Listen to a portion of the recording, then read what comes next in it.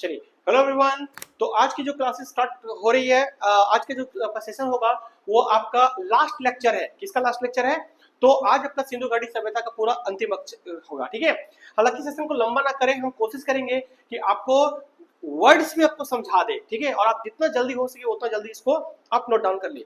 तो पिछले क्लास का सेशन में हमने देखा था कि हड़प्पा सभ्यता की विशेषता में हमने आर्थिक स्थिति को बताया था। आर्थिक स्थिति दो तरह का, पशुपालन और कृषि। तो मैंने सबसे पहले कृषि पर आपको बताया, कृषि का क्या था कंडीशंस और कृषि को हम लोग कैसे समझेंगे, ठीक है।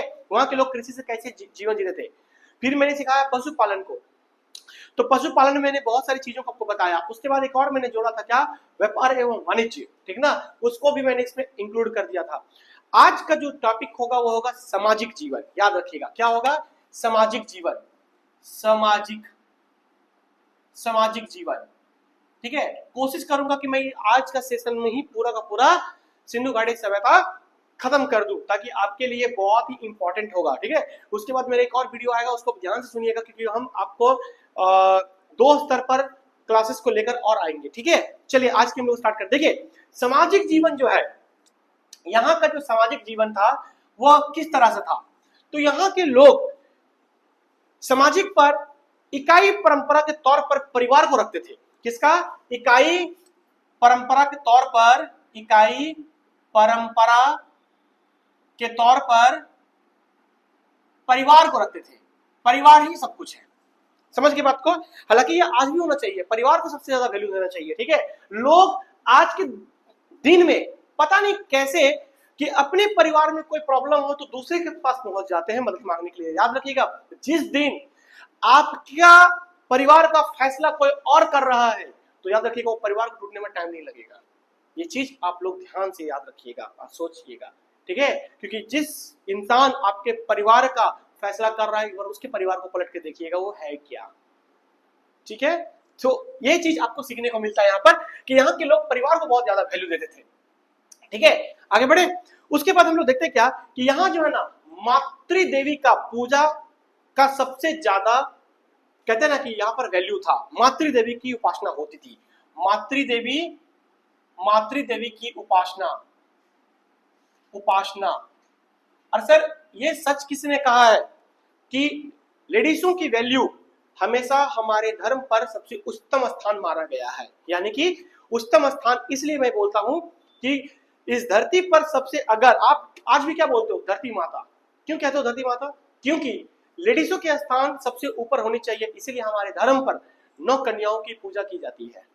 हमारे यहाँ पर बेटियों को लक्ष्मी का स्वरूप माना जाता है, ठीक ना। मुझे नहीं पता कि बाकी सब क्या कहते हैं नहीं कहते हैं, बट हाँ इतना तो ज्ञान है मुझे कि ये देश मातृ प्रधान देश है, ठीक है। लेकिन बाद में इसे पितृ प्रधान कर दिया गया। तो सोचिए दुनिया का कितना बड़ा बेवकूफ लोग पैदा हो चुका है, ठीक है। तो यहाँ के लोग मातृ देवी का उपासना करते थे। ना जाने कितनी सारे मोहरों पर मातृ देवी का भी अंकित प्राप्त हुआ है, ठीक है। आगे बढ़े। समाज संभवतः देखा जाए तो मातृ प्रधान एवं मातृ सत्तात्मक दोनों ही था, ठीक है। समाज जो है, समाज वह मातृ प्रधान और एवं मातृ सत्तात्मक, मातृ, क्या मैंने कहा? मातृ सत्तात्मक, ठीक है। सत्तात्मक दोनों ही था, याद रखिएगा। यानी कि इस समय के जो लोग थे वो मातृ सत्तात्मक, यानी सत्ता पर भी अगर कौन देखा जाए तो लेडीजों को, स्त्रियों को रखा जाता था, क्योंकि वो सबसे बेहतर फैसला कर सकती है। ऐसा नहीं कि पुरुष एकदम ही कुछ नहीं है, वैसा भी मेरा कहने का कोई तात्पर्य नहीं है, बट वो जो कर सकती हैं वो हमसे बेटर थी। हमारे देश में उसकी एक अलग सी वैल्यू क्रिएट की जाती है, ठीक है। चलिए आगे बढ़े। नेक्स्ट क्या है इसको ध्यान से सुनिएगा, ठीक है। समाज जो है अनेक वर्गों में बटा हुआ था। देखिए हमारे धर्म में दो तरह के वर्ग और वर्ण होते हैं, ठीक है। वर्ग कौन सा होता है? वर्ग जो होता है ना, वो हमारे देश पर बटा जाता है जातियों पर, और जो वर्ण होता है ना वो 4 तरह से होता है, ब्राह्मण, क्षत्रिय, शूद्र, वैश्य, ठीक है। तो जाति जो है, एक्चुअली में जाति का निर्माण ऐसे नहीं हुआ है। जाति का निर्माण जो है वह उनके कार्यों के अकॉर्डिंग रखा गया, बाद में जाकर उसे ऊंचा नीचा दिखाया गया है। बट हमारे ऐसे कहीं पर भी जातियों का कंसेप्ट नहीं है कि जातियों को छोटा और बड़ा माना जाता है। ये बात आप हमेशा ध्यान रखिएगा, ठीक है। और जो ये सब बात कहता है वो दुनिया का सबसे बड़ा बेवकूफ है, वो नहीं पढ़ा, कुछ नहीं जानता वो, ठीक है। क्योंकि अज्ञानी लोग हमेशा बातें नहीं करते हैं, वो बातों को बढ़ाते हैं, और ज्ञानी लोग हमेशा सुनते हैं ताकि वो अज्ञानता को ज्ञानिता से ढक सके। समझ के बात को, चलिए आगे बढ़े। तो कहने का तात्पर्य क्या है कि समाज जो है यहाँ पर वर्गों में बटा हुआ था, ठीक है। वर्गों मतलब देखिए, अब यहाँ पर वर्ग का मतलब क्या है? वर्ग का मतलब है पुरोहित, व्यापारी, अधिकारी, शिल्पी यानी शिल्पकार जिसको बोलते हैं, जुलाहे एवं श्रमिक। तो मैं लिख देता हूं, पुरोहित, पुरोहित, अधिकारी, ठीक है, शिल्पकार, शिल्पकार, श्रमिक आदि, ये सारे के सारे लोग बटे हुए थे, ठीक ना। अब देखिए जाहिर सी बात है, जो पुरोहित है वो श्रमिक का काम नहीं कर पाते थे, क्योंकि आज जाहिर सी बात है मैं टीचर हूं, तो क्या लगता है कि मैं जाकर क्या बोलते हैं रोड पर जाकर क्या मिट्टी उठा सकूंगा? नहीं सर, मैं टीचर ही ठीक हूँ, ठीक है, मेरा काम इसी में बढ़िया है। क्या वो जो मिट्टी काट रहा है या जो कट रहा है वो क्या टीचर बन सकता? नहीं, बन तो कोई भी सकता है, लेकिन जिसका जो कार्य है उस कार्य को उसको करनी है, वो निपुण है उसमें, ठीक है। तो यही होता है। देखिए यहाँ के लोग जो है ना वो शांति प्रिय रूप से रहते थे, शांति प्रिय, यहाँ पर कोई लड़ाई झगड़ा नहीं, यहाँ पर शांतिपूर्ण रहा करते थे लोग, एकदम शांतिपूर्ण, लड़ाई झगड़ा कुछ भी नहीं, 0% क्राइम, ठीक है। और आज के डेट में लोग पढ़े लिखे होने के बाद भी आज सबसे ज्यादा क्राइम हो रहे हैं। तो सोचिए ये देश पीछे से सीखना चाहिए कि आने वाला समय से सीखना चाहिए, ठीक है। ये बात आप ध्यान से रखिएगा। चलिए आगे बढ़ते हैं। यहाँ के लोग जो है ना वह मांसाहारी तथा शाकाहारी दोनों ही होते थे, याद रखिएगा। यहाँ के लोग क्या थे? मांसाहारी भी होते थे और शाकाहारी भी होते थे, दोनों ही। ऐसा मतलब नहीं है कि पूरा का पूरा लोग मांसाहारी हो गए या शाकाहारी हो गए। आज जैसे कि अब मांसाहारी के परसेंटेज ज्यादा देखने को मिलेगा, शाकाहारी के कम। अब ना कुछ आध्यात्मिकता से लोग जुड़ने लगे तो यहाँ पर लोग शाकाहारी को एक्सेप्ट करने लगे, मांसाहारी को नहीं, ठीक है। शाकाहारी को एक्सेप्ट करने लगे, एक्सेप्ट कर रहे हैं, स्वीकार कर रहे हैं, इसका मतलब उनको कंसेप्ट नहीं पता, ठीक है। तो ये वहां के लोग ऐसे नहीं थे। चलिए आगे बढ़ते हैं। नेक्स्ट पॉइंट क्या है इसमें, देखिए ध्यान से। पुरुष एवं महिला के दोनों की आभूषण सेम होती थी, याद रखिएगा। पुरुष एवं महिला की, पुरुष एवं महिला का आभूषण, याद रखिएगा, आभूषण सेम होता था, एक जैसा, ठीक है, एक जैसा होता था। कहने का तात्पर्य क्या है कि यहाँ के लोग जो है ना आभूषण, तो ऑर्नामेंट्स हो गया, ज्वेलरीज हो गया, वो सब पहनते थे एक ही जैसा, जैसे औरतों का था वैसे ही मर्दों का था, ठीक है। तो उनकी पहचान कैसे होती थी? मूंछ से, उनके स्टाइल से, उनके चलने के सब, ये सब से उनकी पहचान होती थी, ठीक है। तो इसका मतलब ये नहीं कि आप देखकर हंस देंगे। आप कभी भी पुराने पुराने महाराजा महाराजाओं को देखिए, दोनों कान का जो है ना कुंडल पहनते थे, ठीक ना, मनटिकिया वगैरह यूज करते थे, हारों का यूज करते थे। तो उसमें क्या कि पर्सनालिटी आज के डेट से बढ़िया लगती थी, मुझे तो बहुत पसंद है वो सब, है ना। लेकिन आज के डेट में अगर हम पहन के निकल जाए तो मुझे बोले देव सर पगला गया, ठीक ना, ढेर पढ़ लिया। देखिए यहाँ के लोग जो है ना मनोरंजन के लिए, मनोरंजन के लिए 3 तरह का मनोरंजन में बहुत ज्यादा अपने आप को आनंद प्राप्त करते थे। कौन कौन सा? तो एक होता था पासे का खेल, पासे का खेल, पासे का या पासे का खेल, याद रखना, पासे का खेल। जब भी दुनिया में इसको उपयोग किया जाएगा तो सबसे पहले लोग शकुनी को याद रखेंगे, जैसे हमारे अंकित बाबू बता रहे हैं, शकुनी को। शकुनी ने पूरा दुनिया में सबको हरा दिया था भाई, शकुनी ने। क्यों? क्योंकि शकुनी का जो पासा था उनके पिता के अस्थियों से बना गया था, हड्डियों से बना गया था, है ना। और ये याद रखिएगा, जो लोग बहुत अच्छे से पढ़े हैं जानते हैं, शकुनी को हराने वाला मात्र एक ही इंसान थे, भगवान श्री कृष्ण, एक ही इंसान थे, ठीक ना। क्योंकि वो जानते थे सच्चाई स्वरूप क्या है। जिनके मर्जी से हवाएं चलती है, जिनकी मर्जी से समय रुक जाता है, उनको हराना कोई मजाक बात नहीं था शकुनी के लिए। लेकिन हाँ, भगवान श्री कृष्ण भी इस बात को मानते थे कि शकुनी एक ऐसा व्यक्ति था, मैं तो परमात्मा हूं, मेरे हिसाब से सब कुछ होता है। लेकिन शकुनी जो था ना, शकुनी वो भगवान श्री कृष्ण को सोचने पर मजबूर कर देता था। वो इतना बुद्धिमान इंसान था। राजनीतिक अगर किसे सीखना है तो शकुनी से सीखो, जिन्होंने भगवान को भी कष्ट में डाल दिया था। समझ रहे बात को? तो ये एक बहुत बड़ा मजेदार बात था। चलिए आगे बढ़ते हैं हम लोग। तो मैंने कहा पासे का खेल। दूसरा था, याद रखना, पशुओं की लड़ाई, पशुओं की लड़ाई, पशुओं की लड़ाई, ठीक है। पशुओं को लड़ाते थे आपस में। और एक होता था नृत्य। नृत्य का मतलब डांस, नाचना, ठीक है। ये था 3 तरह का, और भी थे लेकिन ये 3 तरह का मुख्य है जो हम लोग को याद रखना है। अगला है मेरा धार्मिक जीवन। क्या है? धार्मिक जीवन। यहां के लोगों का धार्मिक जीवन क्या था, देखिए ध्यान से। सिंधु सभ्यता के जो लोग थे, ठीक है, वह मानव, मनुष्य तथा वृक्षों तीनों के रूप में बराबर, ठीक ना, ईश्वर की उपासना करते थे। किसका किसका? मानव, वृक्ष तथा, क्या मैंने कहा? प्राकृतिक, ठीक ना, प्राकृतिक, याद रखिएगा, वृक्ष, प्राकृतिक, प्राकृतिक में सारा कुछ आ जाएगा, ठीक है। इन तीनों को वह इसकी उपासना करते थे। किसका किसका भाई? मानव, पशु और प्राकृतिक। तो मानव, पशु, प्राकृतिक, अब पशु भी लिख देता हूं मैं, पशु, ठीक ना। इनको यहाँ की उपासना करते थे, याद रखना, उपासना, ठीक है। चलिए नेक्स्ट, आज भी इसको देखा जाए तो हम लोग इसको आज भी मानते हैं, ठीक ना, हम लोग सभी चीजों को आज भी लोग पूजा करते हैं, ठीक है। चलिए आगे बढ़ते हैं। हड़प्पा में पक्की मिट्टी पर स्त्री का मूर्तिकार प्रचुर मात्रा में पाया गया है, याद रखना। पक्की मिट्टी का मूर्ति किसका सर? स्त्री का, प्रचुर मात्रा में पाया गया है। इसका मतलब है कि यहाँ पर मैंने पहले कहा था मातृ प्रधान देश है, तो मातृ प्रधान देश में याद रखना क्या बोलते हैं, स्त्रियों का बहुत ज्यादा सम्मान हम लोग का देश में दिया जाता है, तो ये प्रचुर मात्रा में इसमें पाया गया है। मोहनजोदड़ो से मैंने आपको पहले कहा था पशुपतिनाथ शिव की मोहरों को अंकित किया गया था। कहां से सर? मोहनजोदड़ो से। मोहनजोदड़ो से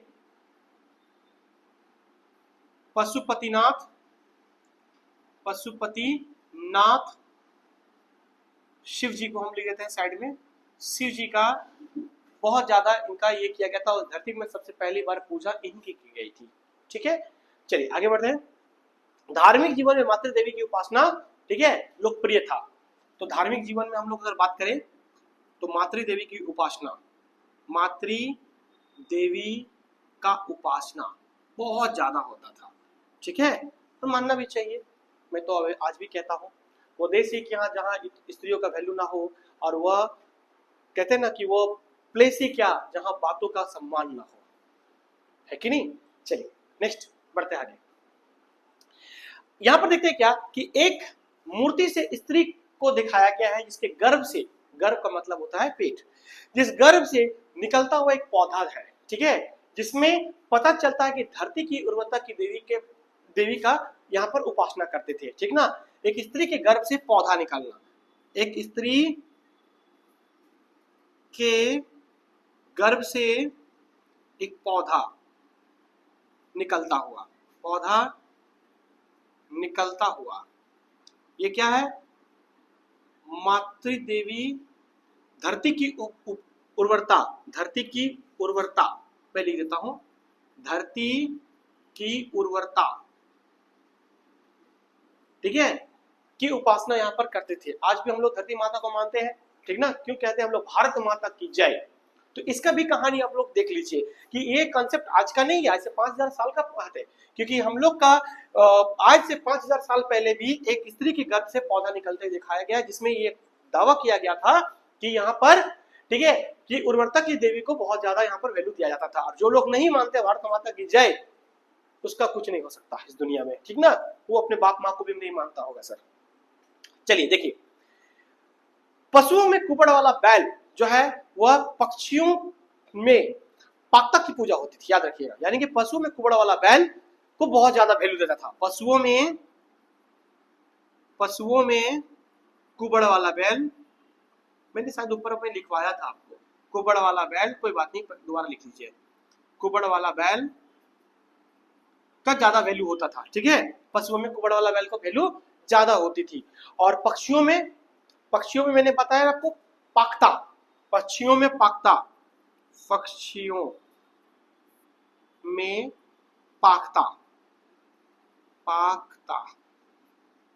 ठीक है। पशुओं में कुबड़ वाला बैल और पक्षियों में पाक्ता की ज्यादा अहमियत होती थी, यहाँ पर इनकी पूजा भी होती थी। वृक्ष पूजा की प्रचलित सिंधु सभ्यता में, याद रखना, बहुत ज्यादा है। वृक्ष पूजा सिंधु सभ्यता में बहुत ज्यादा होती थी, याद रखिएगा, ठीक है। यहाँ पर किसी प्रकार कोई मंदिर का साक्षी नहीं मिला है। इसका मतलब ये नहीं कि मंदिर नहीं है, मंदिर क्या, हर इंसान के हृदय में मंदिर, हर इंसान के घर में मंदिर, हर इंसान ऐसे ही होते थे, ठीक है। चलिए आगे बढ़ते हैं। आगे है मेरा सामाजिक जीवन, सॉरी सामाजिक हो गया, आर्थिक हो गया, अब आता है मेरा राजनीतिक जीवन। क्या आता है, राजनीतिक जीवन, राजनीतिक राजनीतिक जीवन। देखिए राजनीतिक जीवन क्या है, ध्यान से सुनिएगा, बहुत अच्छा पॉइंट आ गया, ठीक है। सिंधु सभ्यता के लोग राजनीतिक संगठन को स्पष्ट अभाव था। यहां पर राजनीतिक जीवन का, राजनीतिक जीवन संगठन का अभाव था, मतलब जरूरत ही नहीं पड़ता था सर यहाँ के लोगों को ये सब कि किसी को फैसला करना है तो क्राइम होगा तो ऐसा वैसा कुछ होगा तब तो यहाँ पर लोग उसका वैल्यू देगी ना, उसका वैल्यू नहीं होता था तो यहाँ पर क्या होता, किसी प्रकार का कोई संगठन ही नहीं होता था। यहाँ पर पुरोहित द्वारा शासन व्यवस्था थी, ठीक है, यानी कि पुरोहित जो है ना वही शासन की व्यवस्था रखते थे, लेकिन याद रखना शासन होता नहीं था। तो यहाँ पर लिखो पुरोहित द्वारा, पुरोहित कोई शासन नहीं करता था, नहीं होता था। क्या सर, शासन, शासन तब करेगा जब कोई छोटा बड़ा होगा, यहाँ कोई छोटा बड़ा नहीं, ऑल आर इक्वल, इक्वलिटी यहाँ पर चरम सीमा पर थी, ठीक है। पुरोहित तभी तो होगा ना जी जब वहां कोई मंदिर की साक्ष्य प्राप्त होगी, तो आपको मंदिर के साक्ष्य तो है नहीं, तो पुरोहित अपने ही धर्म को लोगों के अंदर ज्ञान को प्राप्ति करते थे। सिंधु सभ्यता में अस्त्र शस्त्र का बहुत अभाव था, यहाँ पर कोई अस्त्र शस्त्र नहीं थे, अस्त्र शस्त्र का बहुत ज्यादा क्या था, अभाव था, बहुत। अस्त्र शस्त्र का कोई मतलब है नहीं, अभी क्या है, एटम बॉम्ब, मिसाइल, ड्रोन, क्या नहीं है, ठीक है। पहले के समय में सब नहीं होते थे लोग, ठीक है, सब मस्त मौला जिंदगी जी रहे एकदम, ठीक है। आगे बढ़ते देखिए, हड़प्पाई लोगों का ध्यान जो ना युद्ध से ज्यादा वाणिज्य और व्यापार में होते थे। मैंने आपको पहले भी टॉपिक में बताया था इसको, पिछले क्लास में। यहाँ के लोग युद्ध को, यानी कि युद्ध का मतलब विजय, कोई किसी को हराना नहीं चाहता था, ठीक है, सब बढ़िया है। तो यहाँ पर युद्ध से ज्यादा लोग वैल्यू किसको देते थे, वाणिज्य को, याद रखिएगा, वाणिज्य को, यानी कि कॉमर्स को बहुत ज्यादा वैल्यू देते थे यहाँ के लोग। यानी कि हर कोई अपने लिए पैसा कमा रहा है समाज के लिए, क्योंकि अपने लिए होता है तभी जब समाज होती है। इकोनॉमिक्स पढ़ेंगे तब इसको समझ में आएगा, मतलब यहाँ के लोग इकोनॉमिक्स को कितना अच्छा से समझते थे, ठीक है जी। देखिए हड़प्पा शासन के जो लोग थे ना, वाणिज्य वर्ग के हाथों में रहता था, यानी कि यहाँ पर वाणिज्य वर्ग के हाथों में, वर्ग के हाथों में डाल दिया सिंधु सभ्यता लोग, यानी कि जो व्यापारी लोग हैं ना वही देश को चलाएंगे। इसलिए मोहनजोदड़ो एक शहर का निर्माण किया गया था बहुत बड़ा, ताकि वहां के लोग सभी, कोई फले फूले, कोई गरीब नहीं, कोई कुछ नहीं, सब बढ़िया एकदम, ठीक है, मस्त व्यवस्था। तो राजनीतिक जीवन हमने देख लिया। अब हम लोग देखते हैं सिंधु घाटी सभ्यता का पतन कैसे हुआ। सर इतनी अच्छी सभ्यता थी तो इस सर पतन कैसे हो गया, सिंधु सभ्यता का पतन ये खत्म कैसे हो गया, ठीक है। आज भी होता तो कितना बढ़िया होता सर, तो ये सवाल हर किसी के मन में आता था। लेकिन देखिए अगर देखा जाए तो हड़प्पा संस्कृति के अंत के बारे में विद्वानों का अलग अलग अपना मत है, विद्वानों के अलग अलग अपना मत है, विद्वानों का अपना अपना मत है, अपने अपने उन लोगों ने नाम दिया है कि आखिर क्या है। तो मैं यहां पर लिखता हूं विद्यमान, ठीक है, सारे विद्यमान को हम आपको बताएंगे। और मैं यहां लिखता हूं पतन का कारण, तो मैं यहां लिखता हूं कारण, ठीक है, कारण। कोई दिक्कत, आई होप सो कि नहीं होना चाहिए, है तो है, ठीक है। देखिए कारण, तो पहले हम लोग देखते हैं क्या कि इसमें टोटल बहुत सारे विद्वान थे, लेकिन मैं 4-5 विद्वान के बारे में बता रहा हूं जो सबसे ज्यादा सर्वमान्य है, जिसका मान्य नहीं है, ठीक है। तो पहला जो है विद्वान, उनका नाम है आपका Gordon Childe and Hiller, Gordon Childe and Hiller, Gordon Childe Childe एवं हिलर। गार्डन चाइल्ड एंड हिलर ने क्या कहा था कि सिंधु घाटी सभ्यता को जो पतन है ना वह हुआ था आर्यों का आगमन से। किससे हुआ था, आर्यों का आगमन से, याद रखिएगा, आर्यों का आगमन से। आर्यों का आगमन जो है वो गार्डन चाइल्ड एवं हीलर का द्वारा माना गया था। और याद रखिएगा इनकी बातों को बहुत हद तक सही माना जाता है। क्यों? क्योंकि अब हम लोग देखते हैं क्या कि सिंधु घाटी सभ्यता का अंत 1750 ईसा पूर्व में हुआ था। ठीक है, और आर्यों का जो आगमन है, आर्यों का जो आगमन है, मैं यहां लिख देता हूं, आर्यों का आगमन मैं आपको अगली क्लास में बताऊंगा। आगमन वो हुआ था 1500 ईसा पूर्व में, 1500 ईसा पूर्व में। तो जहां तक ये चीजें रिलेट हो जाती है इनके बातों से, ठीक है। तो गार्डन चाइल्ड एंड हीलर का बात को बहुत ज्यादा तवज्जो और वैल्यू दिया गया था हमारे इन इतिहास के दुनिया में, ठीक है। इसके बाद इन्होंने दिया था जॉन मार्शल, मैके, एस आर राव, तीनों, ठीक ना। जॉन मार्शल जिन्होंने सबसे पहले अपने निर्देशक में बताया था सिंधु घाटी सभ्यता 1921 में, ठीक है। उसके बाद मैंने क्या कहा आपका मैके एवं क्या नाम था, एस आर राव। मैं इंग्लिश हिंदी लिख दे रहा हूं, आप लोग समझ जाइएगा अपने से, ठीक है। एस आर राव, इन्होंने कहा था कि आर्यों का जो सिंधु घाटी सभ्यता का जो पतन हुआ था ना, उसके सबसे बड़ा कारण था बाढ़ होने का कारण। अब सर बाढ़ होने का कारण ये बात को भी तथाकथित माना जा सकता है, लेकिन कहीं ना कहीं थोड़ा संदेह पैदा किया गया, ठीक ना। तो 50-50 इनके बातों को माना गया, हाँ भी और ना भी। चलिए आगे बढ़ते हैं।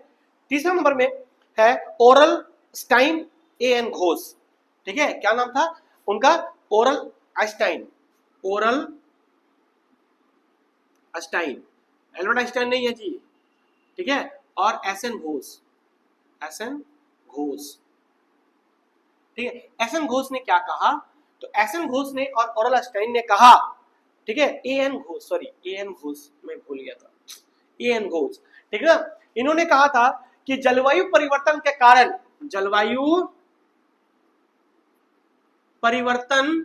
के कारण सिंधु घाटी सभ्यता का अंत हुआ, ठीक है। ये मैं नहीं कह रहा, ये ओरल स्टाइन एवं ए एन घोष ने कहा था, ठीक है। इसके बाद जो था वो था एम आर सहानी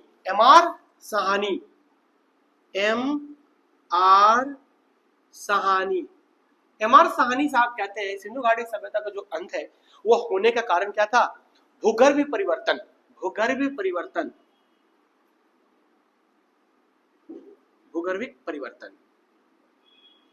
अब सर भूगर्भीय परिवर्तन का मतलब क्या हो सकता है? यानी कि हमारा इंटरनल जो स्ट्रक्चर है, ठीक ना, लैंड का, उसमें कोई भी गतिविधि, इसका मतलब अगर देखा जाए तो कोर, मेंटल और, ठीक है, आपका क्रस्ट, ये तीनों का ही, और ओशनोलॉजी को जोड़ दिया जाए तो तीनों का ही हम लोग चारों का मिश्रण देख सकते हैं। तो ये बहुत हद तक इसको प्रूव करना भी उनके लिए थोड़ा सा प्रॉब्लम हो गया था, लेकिन चलिए विद्यमान है, कुछ सोच कर ही कहे होंगे, ठीक है। आगे बढ़े। इसके बाद था जॉन मार्शल ने अपना स्टेटमेंट दिया था। जॉन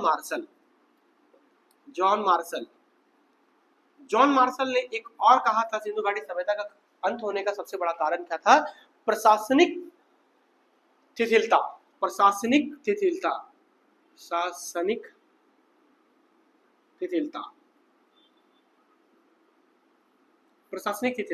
अब इनकी बातों को क्या है नहीं है उतना हम लोग इसको नहीं देखते हैं, ठीक है। एक थे के यू आर कनेडी, इन्होंने क्या कहा था? ये भाई साहब ने कहा कि सिंधु घाटी सभ्यता का खत्म होने का कारण था प्राकृतिक आपदा। इसको भी आप मान सकते हो, प्राकृतिक आपदा। तो देखिए अभी तक किसी चीज को भी प्रूफ नहीं किया गया है कि, लेकिन सबसे ज्यादा अगर वैल्यू किसी को मिला है तो गार्डन चाइल्ड एंड व्हीलर को मिला है, जो आर्यों का आगमन माना जाता है। इसलिए हम लोग सिंधु घाटी सभ्यता के पतन के बाद हम लोग पढ़ेंगे आर्यों का आगमन, जो मैक्स मूलर के द्वारा कहा गया था, और उन्होंने हमें इंडियंस को, यूरोपियंस को बताया कि सिंधु घाटी सभ्यता एक बहुत प्राचीन सभ्यता थी, जिसको बहुत डेवलप सभ्यता थी। तो इसके बारे में हम लोग देखेंगे। तो आज के लिए हम लोग यहीं पर रखते हैं, तब अगले हम लोग सेशन में मिलेंगे आर्यों का आगमन को लेकर। तब तक के लिए जय हिंद, जय भारत, जय हिंदुस्तान।